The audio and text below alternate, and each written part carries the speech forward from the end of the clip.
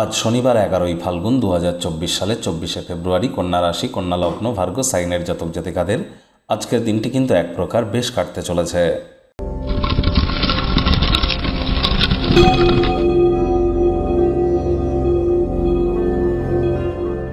ভিডিওটির শুরুতেই স্ক্রিনে আপনারা দেখতে পাচ্ছেন শনি মহারাজের প্রণাম মন্ত্র।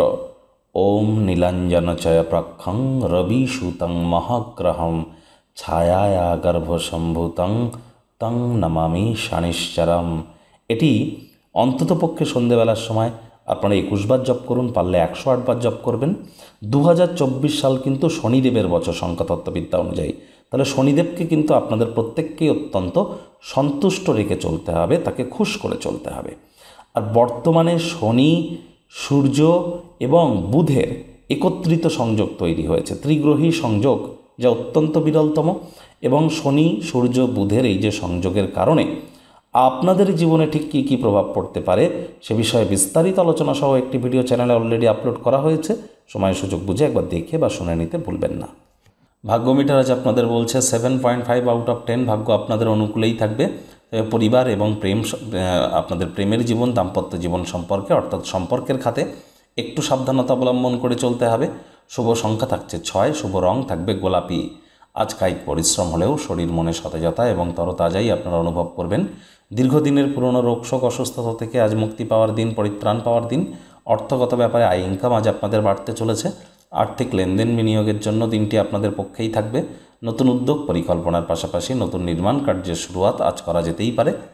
চাকরিজীবী যারা আছেন তাদের অফিসের পরিবেশ এক প্রকার বেশ। বস কলিগদের সাথে ভাব ভালোবাসা বাড়বে। কর্মে গতি অনুভব করবেন। নিজের মেধা, দক্ষতা, ট্যালেন্টের দৌলতে প্রশংসার পাত্রপাত্রীও আপনারা হতে চলেছেন।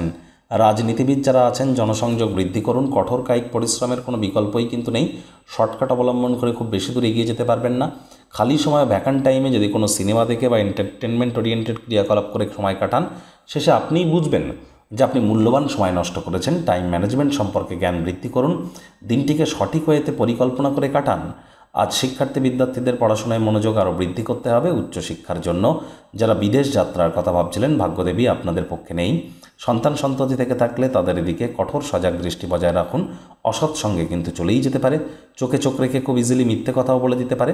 প্রেমিক প্রেমিকা, স্বামী স্ত্রী উভয়ের ক্ষেত্রেই বলবো রূঢ় বাক্যের প্রয়োগ, অশ্লীল ব্যবহার যেন করবেন না। তৃতীয় কোনো ব্যক্তিকে সম্পর্কের মধ্যে যেন প্রবেশ করতে দেবেন না। সম্পর্কের দুর্বলতা কিন্তু আরও বেড়ে যেতে পারে। শত্রুপক্ষ, বিরোধী পক্ষ আজ কিন্তু একটু হলেও শক্তিশালী থাকছে, এ বিষয়ে সজাগ থাকুন। পরিবার পরিজন, নিকটে স্থানীয় ব্যক্তিবর্গ, বন্ধু স্বজন কারোর উপরেই জোর করে নিজের মতামতকে জাহির করবেন না।